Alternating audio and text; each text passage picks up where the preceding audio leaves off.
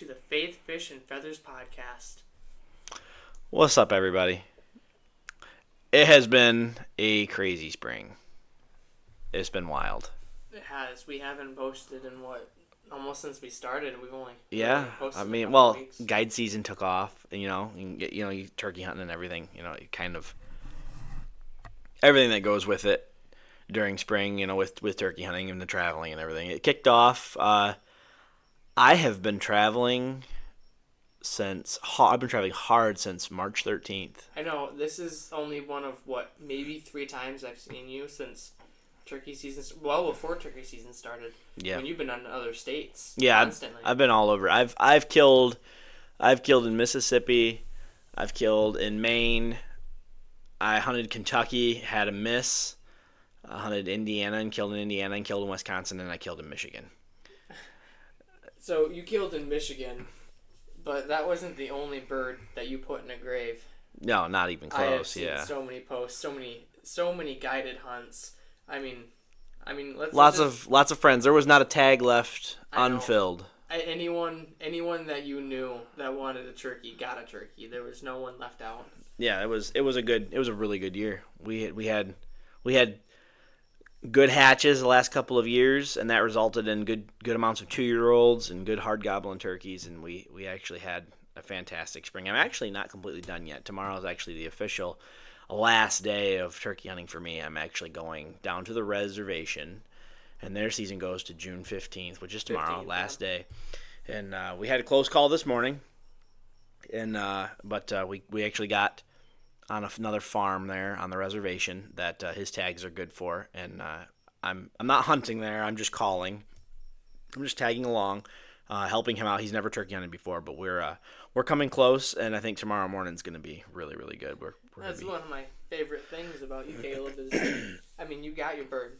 You got your bird immediately in Michigan. Yeah, it was pretty quick. Yeah, and it's just been nothing but you've been doing nothing but helping out other people. You're just calling for them. I mean, I don't know too much about the stories. I was hoping I could hear a couple today because, again, this is one of my first times seeing you in months. I've only seen you a couple times for a little bit. I mean, one of the times was at church last Sunday.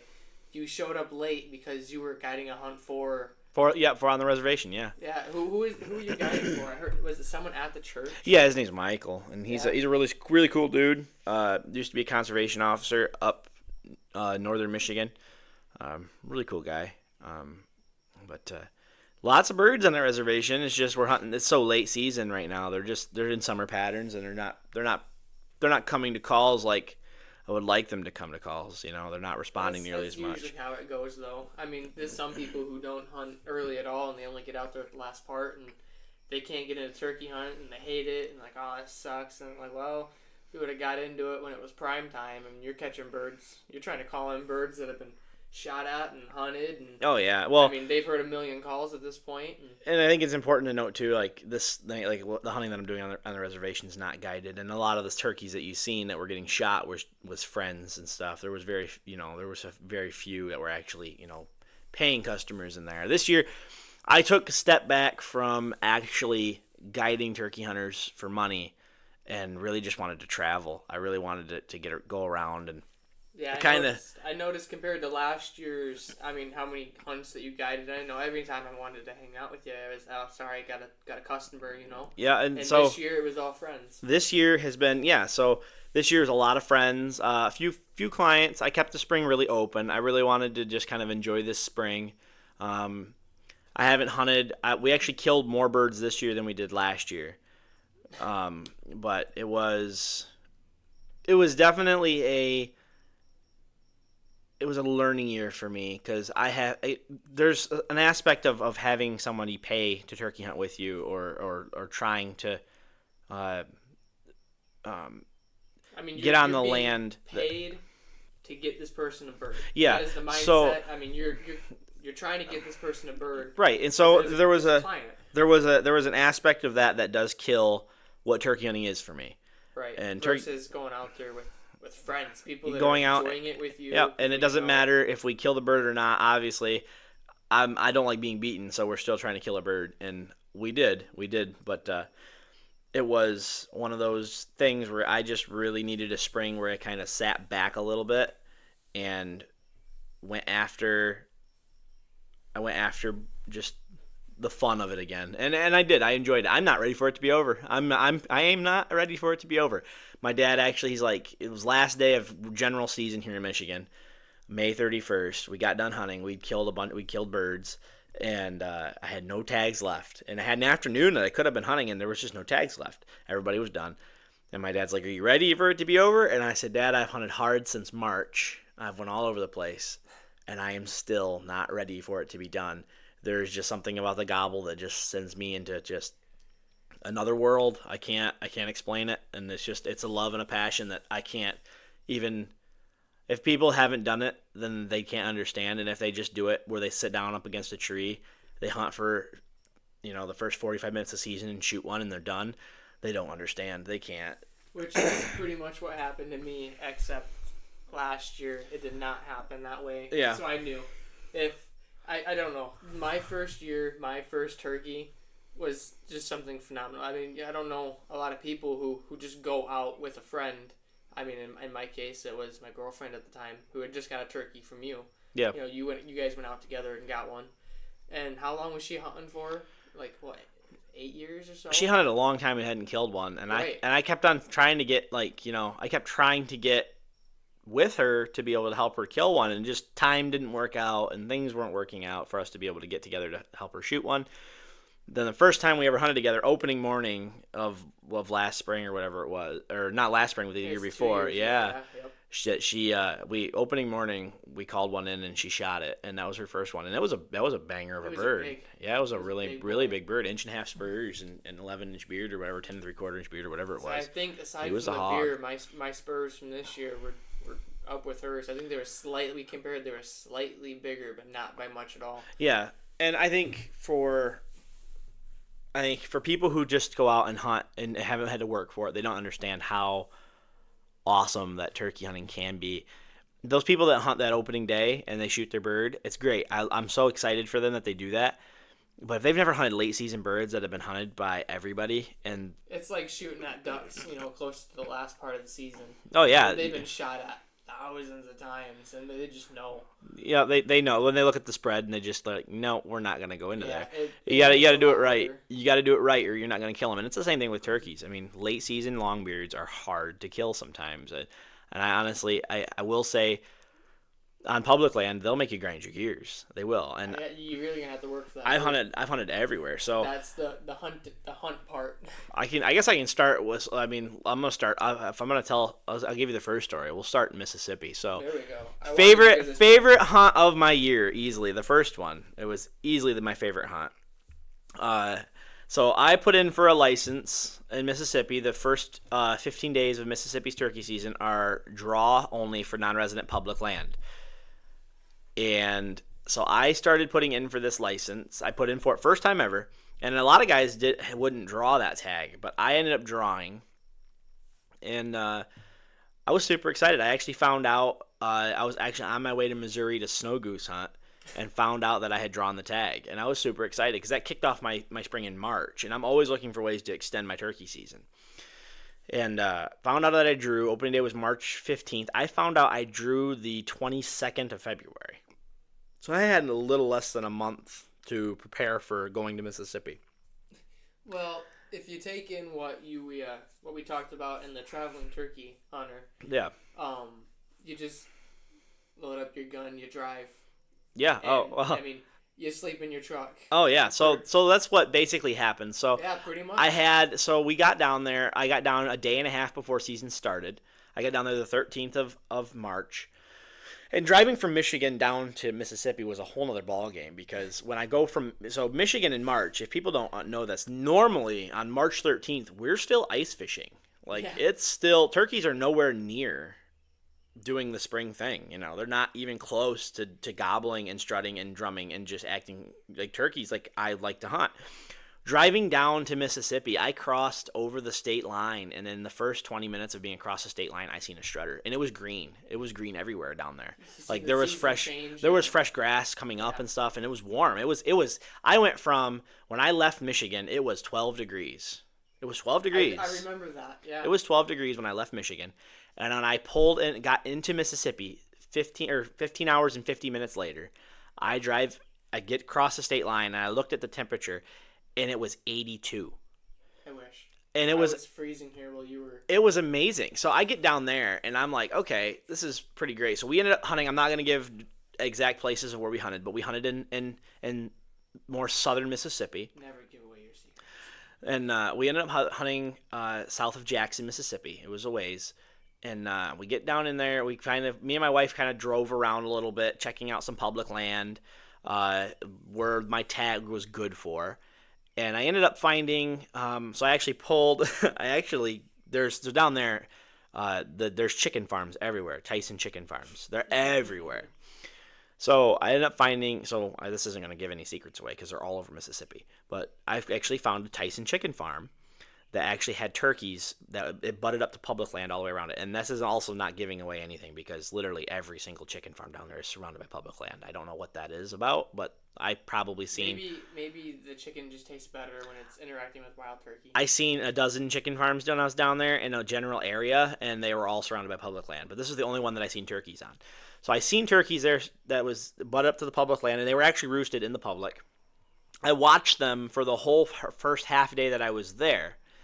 And lots of hens, lots of longbeards too, but lots of hens. And then they started kind of breaking apart and kind of going all over the place. And the second day that I was there, I actually ran into a local there. And oh my goodness, amazing guy. Like, he was a really, really cool guy. And his name's Jerry. Really awesome dude down there in Mississippi. I actually pull up. He's sitting next to an old cemetery. I pull up. He's listening for turkeys to gobble, and it's late morning. It's like probably 11:30ish, 11ish, somewhere in there. It's late a.m. So I pull up, and my wife's like, "Don't stop and talk to some random person." And that's the game. Caleb, you do that to everyone. Name of the game in traveling and turkey hunting is stop and talk, because you're going to get information if you're kind to people. And locals, I will say too, I have encountered more locals deep south. Tennessee was another ball game. Tennessee, they're just a bunch of jerks, a lot of them, but a lot of the locals are, from what I understand, at least eastern Tennessee or western Tennessee, north of Memphis. But when I have gone to Kentucky or now Mississippi, I have found that the locals down there are the kindest people, and they'll share stuff with you. Well, it was the last day of youth season, the day before my season started. It was last day of the youth season, and he was in there trying to help day before last day of youth season. Sorry, this is the 13th. I actually ran into him. I do believe. Yeah, it was the 13th. I got down there the 12th. I'm off by a day. I got down there the 12th. 13th, the morning of the 13th. 11 o'clock-ish, I run into Jerry and his daughter. I start talking to them, start making friends. And he's like, yeah, we got on 7 longbeards in here this morning. I'll tell you because tomorrow's her last day anyway, and I know you can't hunt, and I'm not going to be here during the regular season. I'm going to be down even further south. So if you want to hunt in here, if you want to, I'll tell you where they're at, and we're going to hunt here tomorrow morning. So whatever. I'm like, all right, so I told him, I was like, I'll go in and I'll help call for you and your daughter in the morning. It would help me to know where birds are roosted. I would like to go in. You're getting to scout out what he's giving you to hunt. Yeah. You might get him a turkey in return for it. So we get in there, and we actually had the opportunity at a longbeard. She just couldn't get we weren't in position. Sometimes things just don't line up. Well, the way it happened was we had done some soft calling to some birds that were on the top of a ridge. Heard them gobbling up there and stuff, and then the bird actually was a totally different bird than what we were calling to, and he actually came up from our hard left when we were not ready. We were actually getting up the birds that were gobbling that we were going to go and go after. Oh, you were going to actively. They were on another ridge, and they had started to go away from us. So we were making. You guys were, tunnel vision. You guys knew these birds were up there. You were going to get ready. Well, and that's what you do. You get up, you go aggressive, running gun style, public land. You're going after the bird. Right. So that's what we did. We got up. The bird comes in silent. You're not going to. We got up. We started walking. We took about probably 10 or 15 steps, and this bird just pops up out of nowhere. Don't even know where he came from. He's just there. He didn't bust real hard or anything. He just turns around and just walks away real quick, and she couldn't get a shot at him. Well, So we end up getting on a few more, like, trying to stay on birds and stuff. And then Jerry's like, yeah, we're probably, and we hunted till probably like 9:30, 10 o'clock or whatever. He says, well, we're gonna probably head home and whatever, and exchange pleasantries, exchange numbers and stuff. And then and me and Jerry have been really, we've stayed in contact. He's a really really cool guy. Invited me to come down hog hunting, invited me to come down and gator hunt, and he's a really cool dude. Awesome, This is why you awesome stop and talk locals, to people. awesome locals down there. I'm telling you, it was great. I actually first man. So side story. I'm gonna come back just a little bit. The day that I show up in Mississippi, I pull up to the National Forest station, ranger station. And I'm just kind of like wanting to talk to people and kind of get a gauge. This is not the area that I ended up hunting, but I could go in there to stop and just kind of get a gauge of what I was looking at for ground or terrain, that kind of stuff. I go in the ranger station. There's an old gentleman in there, and I cannot understand a word hardly that he's saying. He is deep South accent. Like, I'm talking deep South, Mississippi deep South stuff. Oh, jeez. And he looks at me, and I'm talking to the ranger, and he says, "Where are you from?" And I'm like, I look at him a little crooked, and I'm like, okay, all right, well, I understood that, and I'm like, I'm from Michigan. You're from Michigan? And I'm like, yeah. And he goes, what are you down? And what he said, what are you down here to come and what are you down here for? And I said, I'm down here to hunt turkeys. And he punched me as hard, like right in the shoulder, as hard, like it was fairly hard. And he's an older gentleman, so it wasn't, it didn't really hurt, but it was very forceful. Like, you could tell he put some force behind it. And he looks at me, and now I'm perplexed. I'm like, what the heck? And he goes, I just wanted to see if there was somebody in this world that was actually crazier than me. Because why in the heck would you drive this far to hunt turkeys? Totally blown his mind that I would even be down there. Well, his name was Booger Red. First man that I have ever talked to in Mississippi. He goes, my name is Booger Red. My friends call me Booger. And after that, I can't tell you most of the conversation that happened because I didn't understand most of it. But his name was Booger Red. So again though, that man, you could tell he came from the swamp. He lived in the swamp. So anyway, hang on. How many teeth did he have? I don't know. He was missing some because he told me that he had gotten in a work-related accident that actually like broke his jaw and stuff, and he had some missing teeth in the front of his mouth. I did notice that actually. But so Booger Red, really cool local guy. Nice guy, really weirded me out at first. Really glad that I was able to, and have that story. That was a cool story. But back to Jerry. So he ends up leaving after we got done scouting. He ends up leaving with his daughter, goes back down south. And the next day rolls around. My buddy actually comes down from Tennessee. He lives in Tennessee. He comes down with another buddy. They pitch it. We've been sleeping in a truck for 2 nights at this point.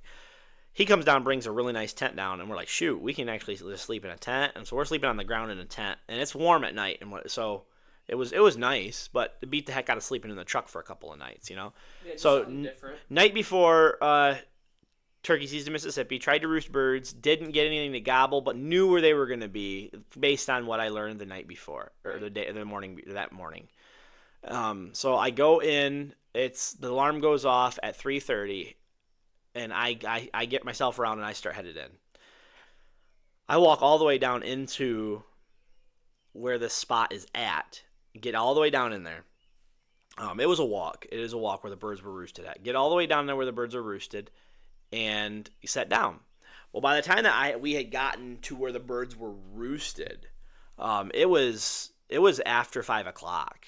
So it was quite a walk to get in there. How long did it take you to get ready? If you woke up at what, 3:30? 3:30 was when the alarm went off. From 3:30, alarm going off. How long did it take you to get geared up and go? 10 minutes maybe. 10 minutes. Yeah, other than the bathroom break, which yeah, when you're using the bathroom in the middle of state land, you don't take very long. Down there, an important thing for down where we were at was timber rattlers were thick down in there. Like, it was very, like, even the locals, Jerry even told me, he says, you got to watch for the timber rattlers. They're everywhere. And the cottonmouths, like, they're everywhere down here. So we got quite a few around here. People don't realize we have Massasaugas up here. We don't really have anything else. Like, the only venomous snake in Michigan is the Massasauga rattlesnake. But we have other little water snakes and whatnot. But down there, like it's a real deal. Like you don't mess around with snakes down there, and gators too. We saw gators in ponds like going through the state land. I'm walk all the way back in there. We get to where I'm like, okay, this looks kind of. I think I'm close. I know I'm generally close to where the birds were roosted the morning before. I sit down. My wife sits down next to me. We get everything kind of prepped. Get the gun on my knee and start just relaxing because it's still fairly early yet, and it's not daylight at all. And we're sitting there, and kind of, I nodded off a little bit, and then my wife starts nodding off, and I get a text. My phone buzzes. I'm like, all right, pull my phone up, pick my phone up, and I have it all dimmed out, and it's quiet. It's just on vibrate, and I look at my phone, and my buddy says we just walked up on a gator in the middle of state land in a pond, and I'm like, no way, that's freaking awesome. It's wild because up here we don't have that. No, that's don't. not anything. We don't have anything like that. It's one of the animals I want to see. I've got a list of animals I want to see. Oh. Whale is obviously number one. Go to Mississippi. I'm a big whale guy. Go to Mississippi. You'll find gators everywhere. Southern Mississippi, there's gators everywhere. And so we actually get to where we're sitting there and we're getting to the point in the morning where it's starting to get where we're starting to go from dark, where you start to hear the birds start to wake up and things are starting to kind of. You can hear the woods coming alive. Yeah, it's one of my favorite. We're at that point in the morning, and the birds are starting to talk, and no turkeys have gobbled or anything yet, right? So we're sitting there, and I'm sitting there talking to my buddy who's going through trying to get on another spot where we knew where there were some birds at, where I had seen birds at. And all of a sudden, me and my wife is like, I'm sitting there kind of looking at her, and she's awake now, and we're trying to kind of look around.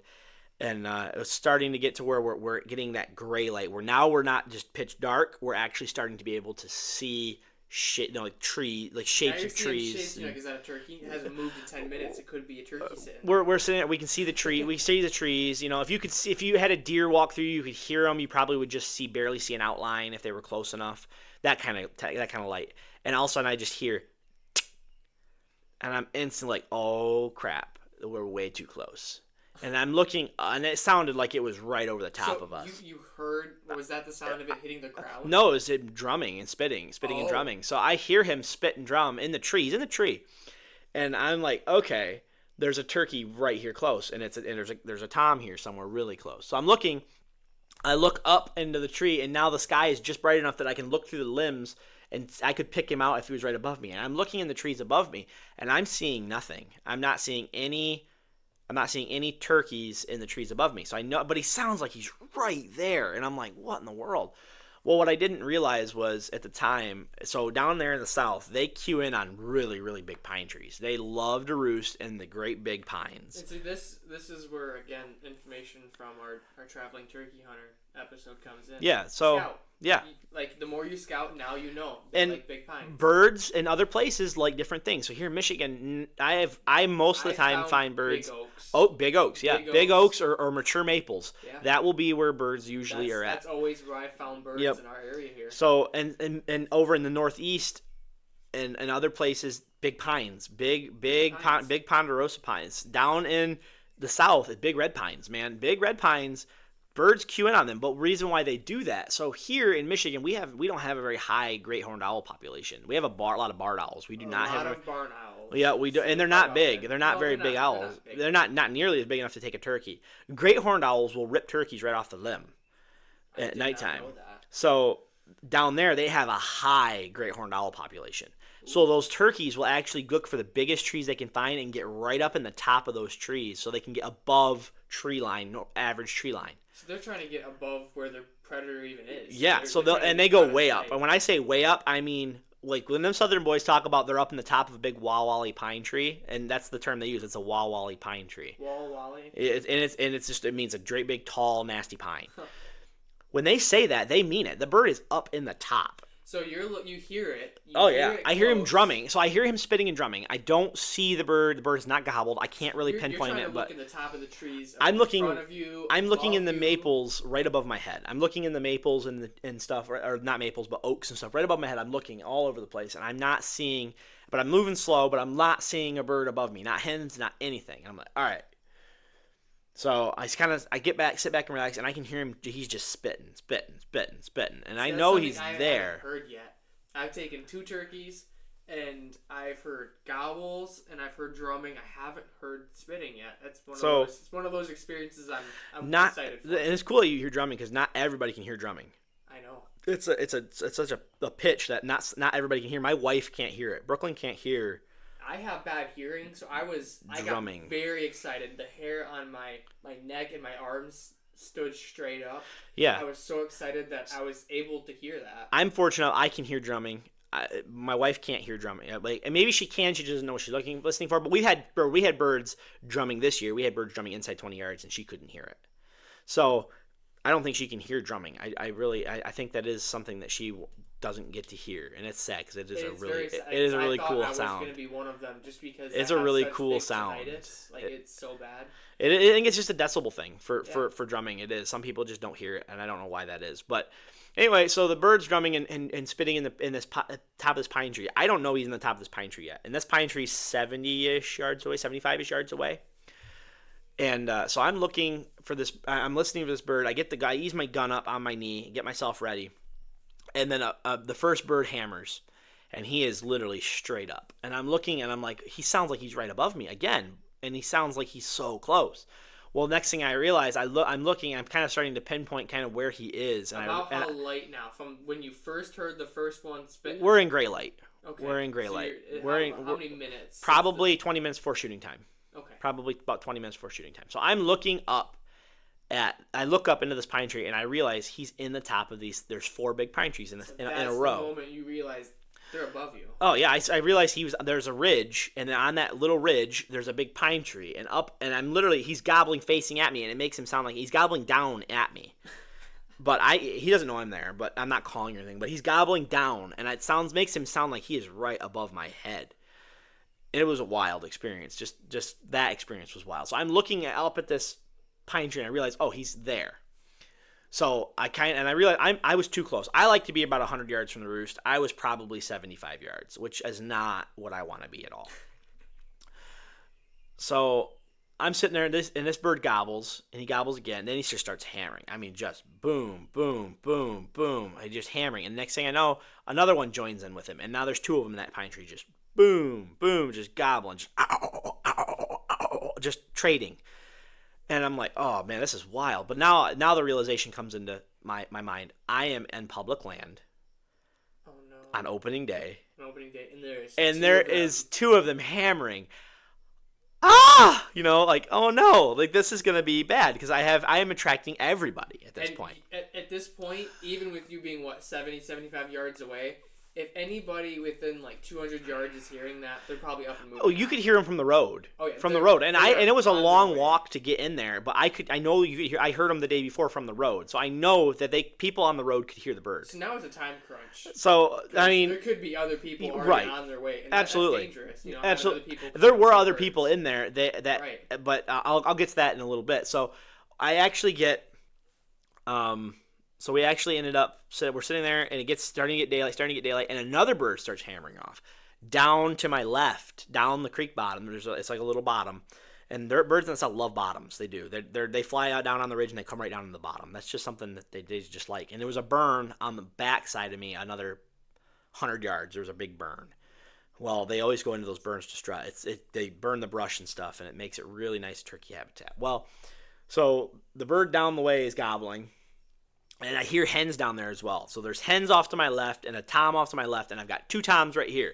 And then I hear another bird gobble in this tree as these toms are going, and it sounded really rough. I knew right off it was a jake. So I know I have at least 2 longbeards here and a jake, and then I've got a tom down off of my left.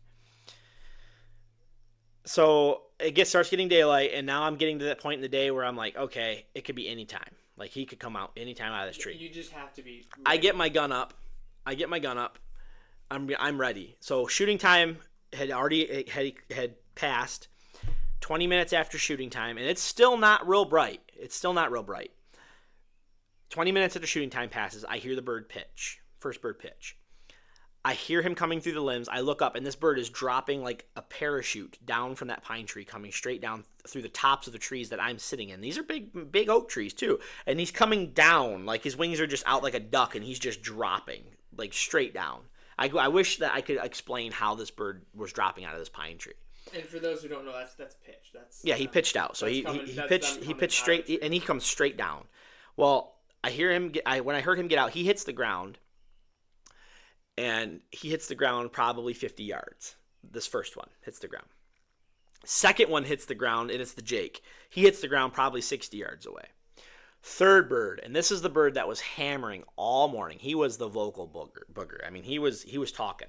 Wasn't no booger red, but he was a vocal booger. He come out of that tree. When he come out of that tree, he come down, and I watched him get about halfway to the ground, turn, and come straight down towards me. Ooh. And now I swing the gun on my knee as the bird's coming down behind, and he gets coming through that brush, and it's not real fast. I just pick the gun up off my knee and bring the gun towards where the bird's going to land. Bird hits the ground right behind a big oak tree. Ooh.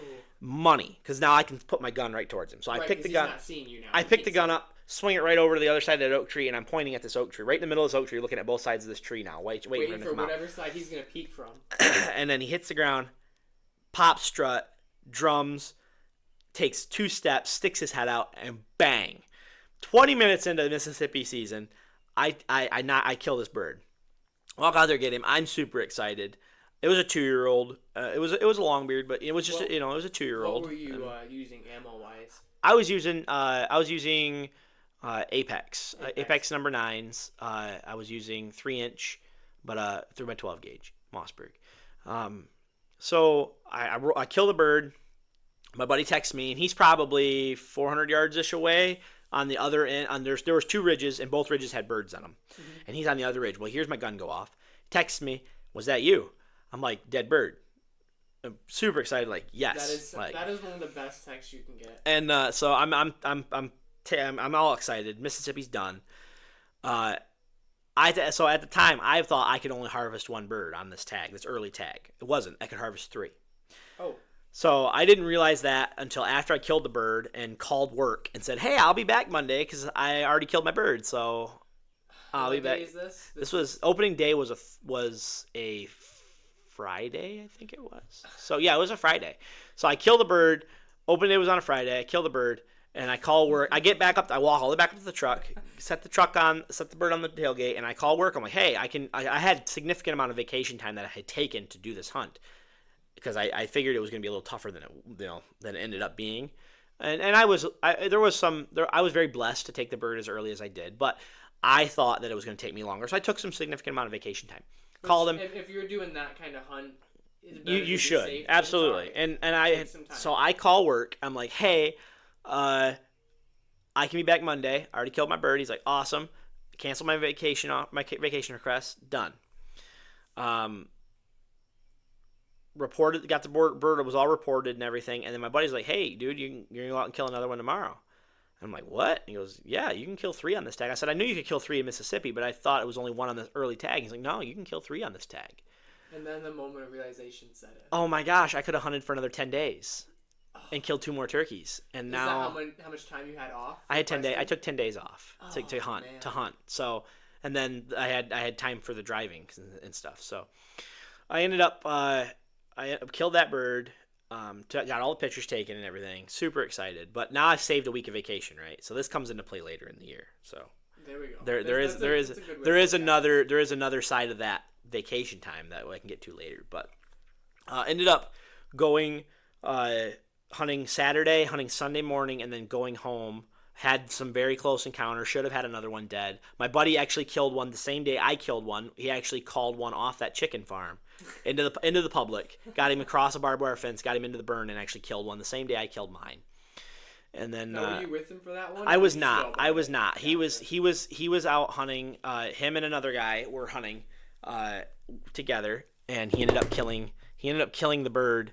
As I was actually going to get lunch, and he ended up calling the bird and killing it. So you killed yours while you were getting lunch. He shot his. Yeah.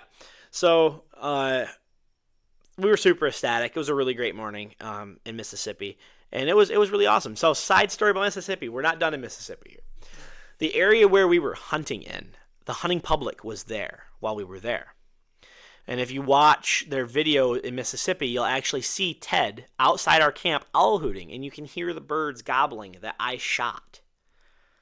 You can hear them gobbling in the tree at Ted's owl hoots. So you can hear the gobbles of the now dead turkey in his video. Oh he's in there owl hooting from camp, and the bird's gobbling. And this is just before I ended up killing the bird.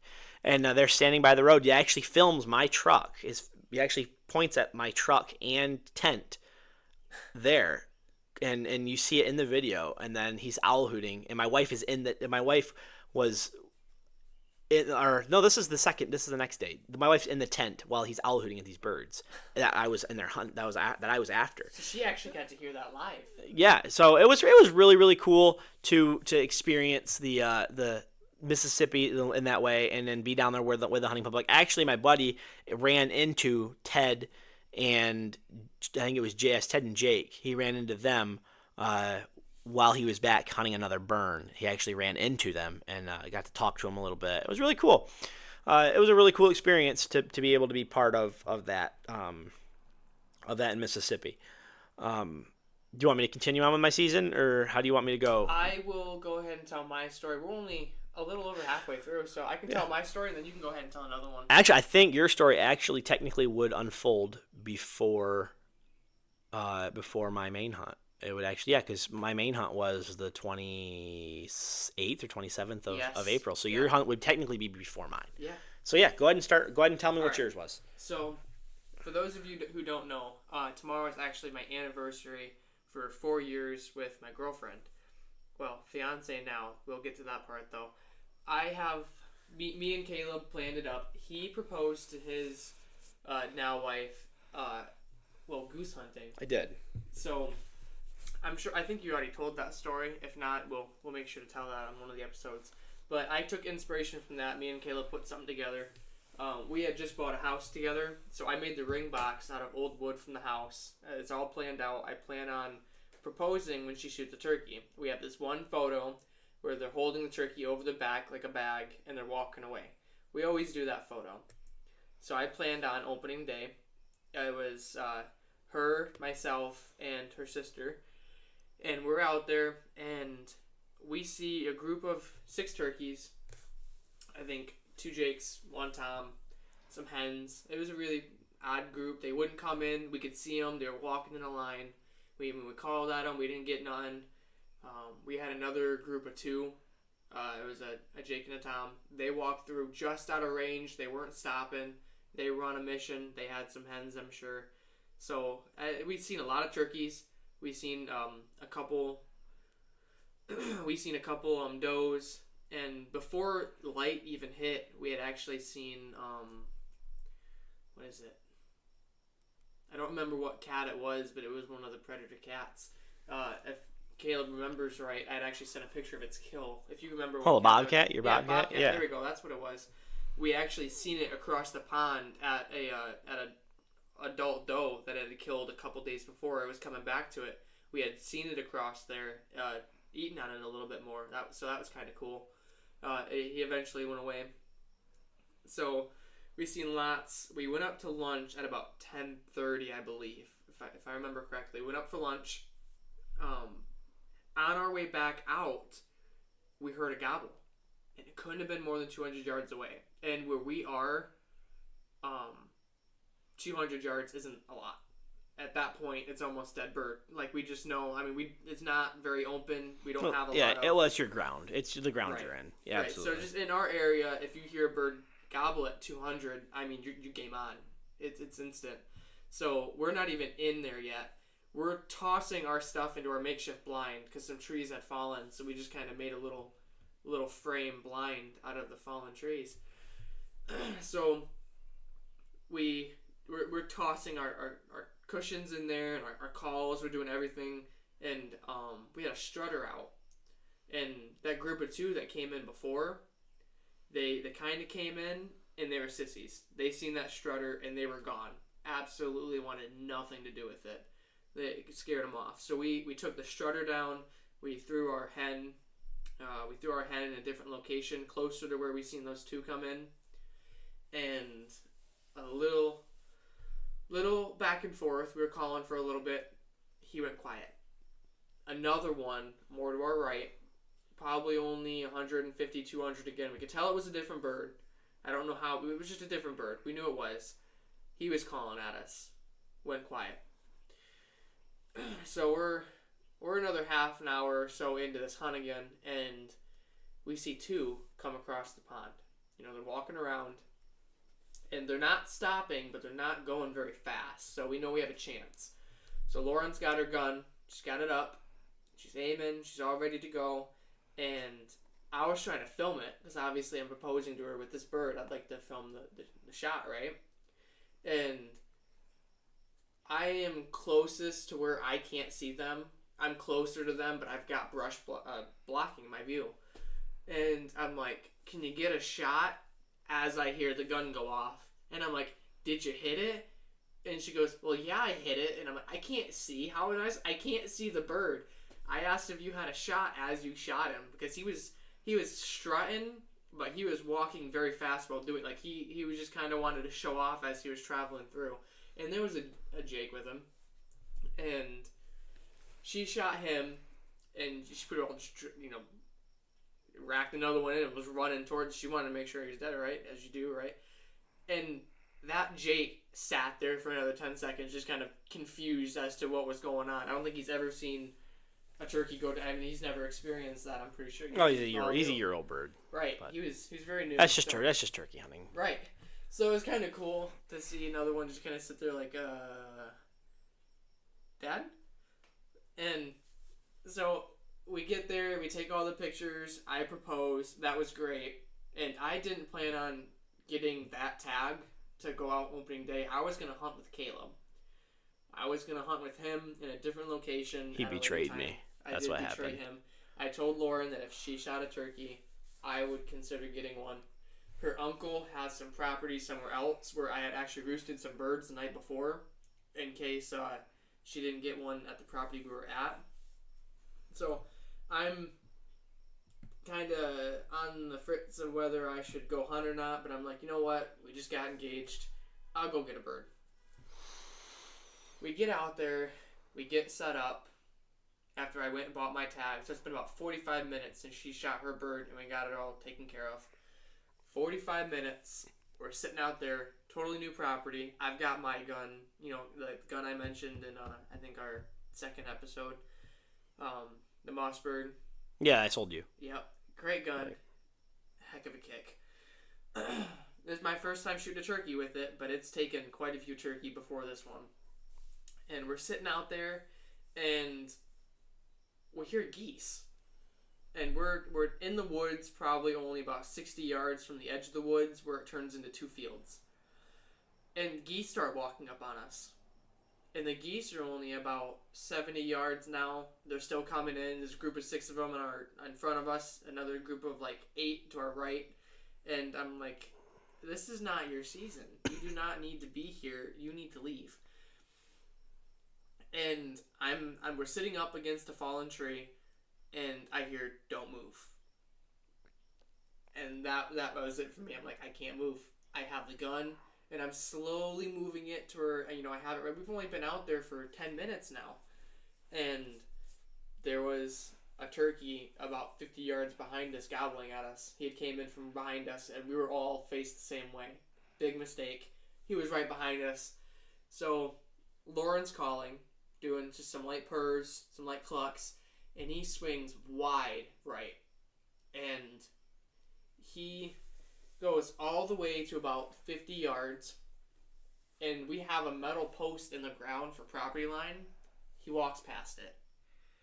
He looks at the decoy and struts. Comes in about 10 yards, turns around, stops strutting, starts leaving. Turns around. Struts again, comes in that 10 yards. He takes one step past that post. Stops. Turns around and leaves. He does this about 6 times. We call him into that 10 yards. Uninterested, turns around and leaves. Well, I know at this point what my gun sighted. I know what my gun can do. I'm like, he's trying to leave. We keep pulling him in, but he's trying to leave.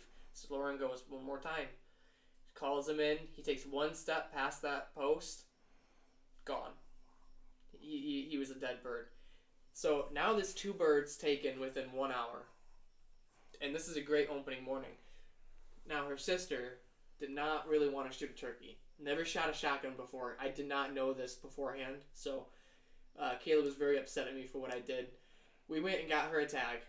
And I handed her never shot a shotgun. Hardly, I don't. To my knowledge, never. She shot in rifles. She shot in bows. Never shot a shotgun. Hands this girl. And this girl is a petite, small girl. Small, petite, skinny. Gives her a shotgun with a 3.5-inch Magnum turkey load. A tactical turkey shotgun. No recoil pads. Nothing. There is nothing. No recoil pads. AR style stock on this gun. I couldn't, but after he told me, I was like, dude, what are you doing? Like, you could like that could have really ruined her on that. But I mean, I guess it worked out. So yeah. So we went to the town was only about 5 minutes away where we were. We went, got her a tag, and we got out there. And mind you, there's a blind about 50 yards away from us that we were told nobody was hunting in. And there was nobody hunting in that blind. We kind of walked by it a little bit. You can see into the windows. There was nobody there. We got back out there, and I'm not going to say who. One of them had to go pee, and we're sitting in the same spot. We're only about probably 20 minutes into this, and one of them went pee, and there was somebody in that blind all of a sudden waving at them after they got done peeing. So we're like, this is dangerous. We had no idea they were in there. They could have shot us. We could have shot. Something could have went horribly wrong. There was no, they seen us go out there and didn't say anything. They could have whistled at us. They could have waved. Anything would have got our attention. We would have moved a little further away. Absolutely no problem sharing right there. So we moved back, probably a good 60 yards to another spot. Lauren is all the way to the left. I am all the way. Callie's all the way to the right, her sister. I'm in the middle. About 40 yards to our right is a big patch of trees, and you can hardly see into them. 3 shots go off from that blind. 3 consecutive shots. Now, mind you, he's hunting the edge of the field. He's got the corner of the woods and the edge of the field. He shoots 3 times.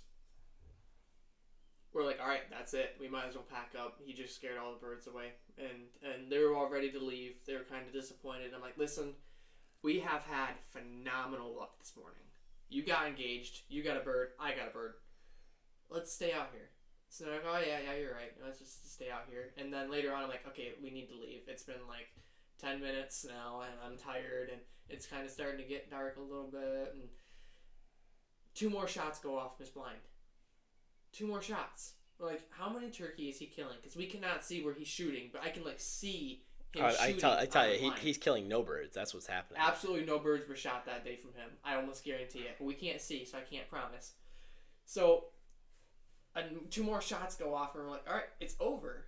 There's no reasons for sitting out here. Why are we still sitting out here?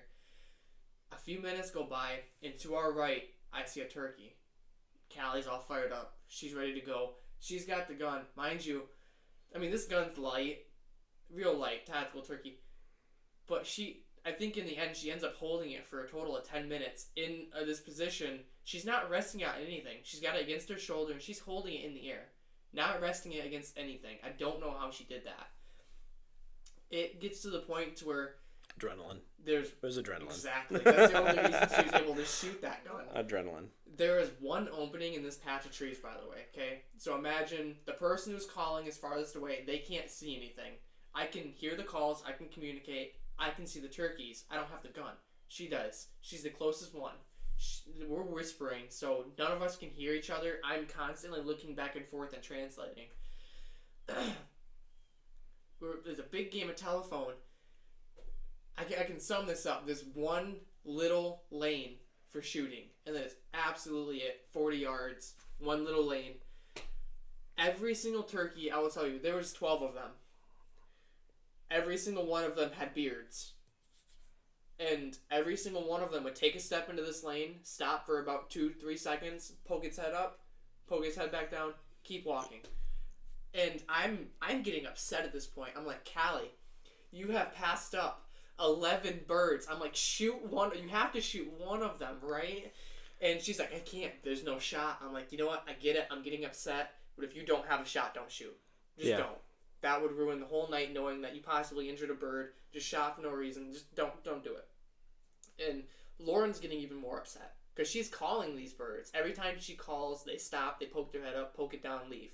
And she goes, why am I even calling? You're not shooting. So we're all getting kind of upset. We're getting antsy. 11 birds have went by at this point. Now one, the very last one, takes a step, pokes his head up, pokes it down, pokes it back up, and sits there. And I'm like, Callie, God is giving you this bird. He stopped that bird for a reason. And he goes and he puts his head back down, and Kelly's like, call one more time, just call one more time. So I turn around, I'm like, Lauren, call one more time. She goes, call one more time. I'm like, yes, call one more time. Gives a little call, a little purr. He pokes his head back up, and I think before his head was even fully up, she shot. Now again, Callie's never shot this gun. She doesn't know, to run up to it. She doesn't know to make sure. She doesn't know any of this. She also passes out at a drop of blood. She had to take a needle the other day, and it took her, I kid you not, almost 40 minutes of hysterical, trying to... So I didn't really want her to see that, but again, it's her first kill. It's her first bird, so she has to see some of it. So by the time that gun had fired, I already had it in my hand and was booking it for this bird, racking the next one. I was not going to let her first bird get away. Yeah. I didn't know what kind of shot she had. I didn't see. I was looking at Lauren. 40 yards away at this peaky hole. She ended up dropping that bird. There was no movement after. Well, I mean, that's just the shells and the sight, shells, and choke that you've got in that gun. Is my perfect combination. That's the stuff right there that That's my helps. bread and butter. That's the stuff right there that helps new shooters. When you give a new shooter, a new hunter, when you give them a gun that's set up, that's ready to rock and roll, you have upped their chances of success a lot. And I think that helped a lot. The week before, I fully tore apart this gun, learned the inside and out. I cleaned it, I think twice. I wanted to make sure this gun would not miss a beat. I think I put a total of a box and a half through with a couple different chokes, making sure it was sighted in. Yeah. Making sure, and that's what you do. Ammo. And that's the one I decided to go with. And with that gun, we got 2 birds that day. We got 3 birds in one day. Now, I called Caleb while we had the very last bird down, and we told him, because I don't think he had ever believed Callie would shoot a bird. I didn't think she'd buy a tag. I didn't think she'd buy a tag. But no, Caleb knew about the proposal. He knew about her bird. He didn't know about my bird yet. No, I knew about yours. Oh, right, because I called you. Yeah, you had called me earlier in the day about it. He learned about the proposal. He learned about Lauren's bird. An hour later, I call him. Second bird down. Well, and I'll say Lauren's bird, not surprised at all. Not surprised at all that she shot the bird. Not at all. She's a really good hunter. Your bird, not really surprised either. You've been you've shot one before. Right, you just did the normal congratulations, and again, I've got the turkey on my back. For Lauren, it's just she's gonna get a turkey. And so. But Callie, on the other hand, super proud of that girl. Like way to go. Like I was shaking from excitement. I couldn't believe she had just shot her first turkey, and I got to witness it. Yeah, and what a story. Wild that she did it with the gun that she did. I mean, and honestly, that gun now. I mean, now there's been 3 birds that have been shot with you killed 2 with it this spring, right? Right. I probably killed 8 or 9 with it. Right. So it's up probably close to a dozen birds at this point. So I call Caleb after this bird's down, and I'm like, you'll never guess what just happened. He goes, what? And I'm like, Callie just shot a bird at 40 yards away at a shot that I'm not sure I could have made. It was pretty great because next thing I know, I'm getting pictures of 3 dead longbeards. So oh, yeah. I'm not upset at all at the success that they had. I was a little bit upset with James for handing a girl who had not shotgunned at all. Yes. 3.5-inch Magnum loads with a gun that has 0 recoil dampening at all. That gun, I have shot that gun. The reason Caleb sold that gun to me is because it hurt his shoulder too much to continue shooting. I hated the recoil, and as much as I turkey hunt, I just did not prefer. It threw a great pattern, it always did, but I just to shoot the gun at a target and pattern it just hurt so bad. When I was sighting it in after the 3rd round of, again, a box and a half, I'm like, Caleb, you yeah. suck. I didn't want anything to do with the gun anymore, and that's why I sold it. I But did. so knowing that when I put that second round through and it started to hurt, the third round I didn't want to shoot that gun anymore.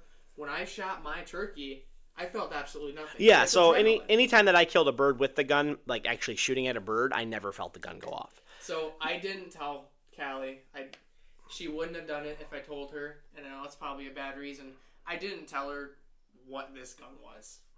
I didn't explain the horror behind It was better. It was better that way in the long run, just so her not because she wouldn't flinch or anything when the gun went off. Right.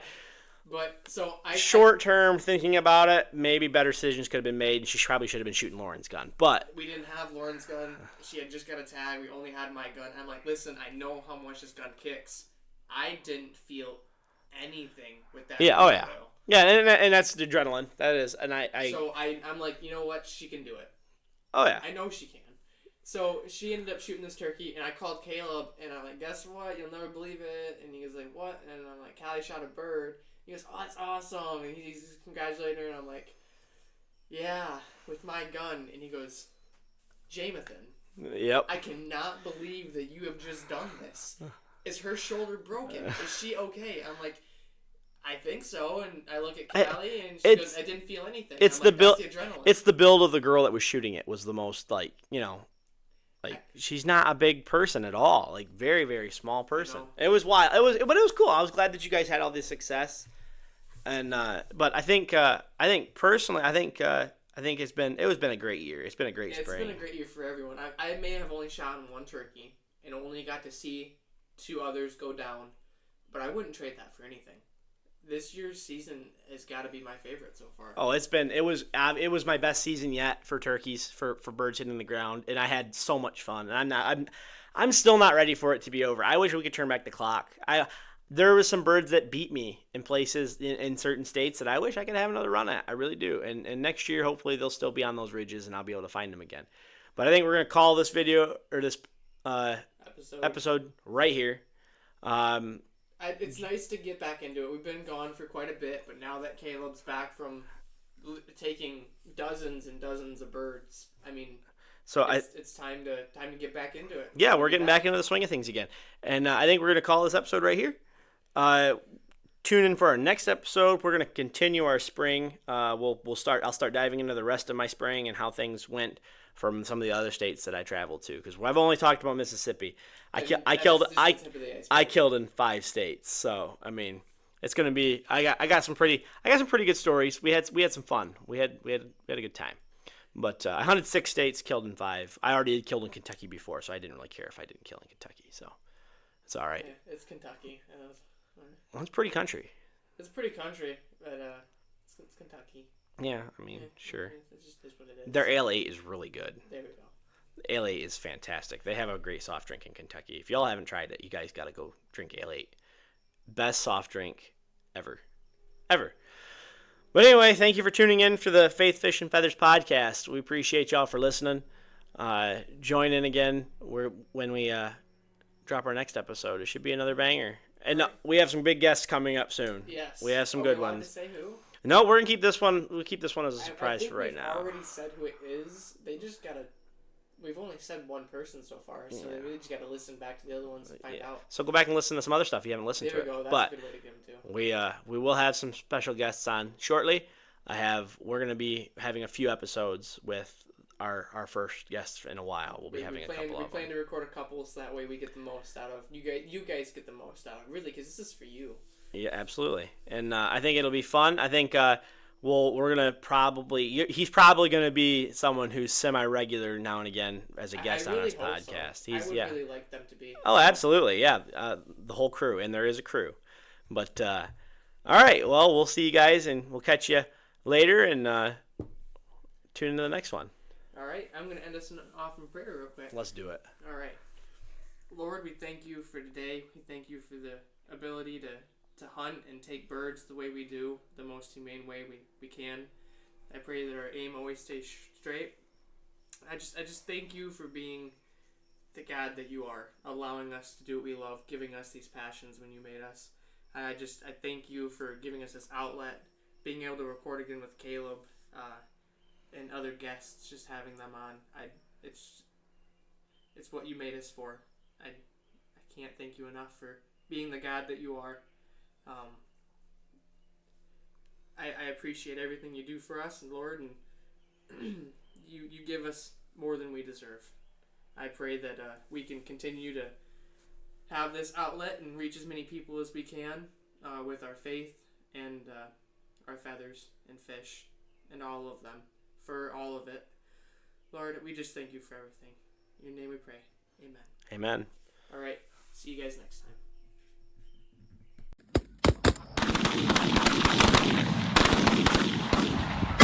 Got him. Limit. That's it.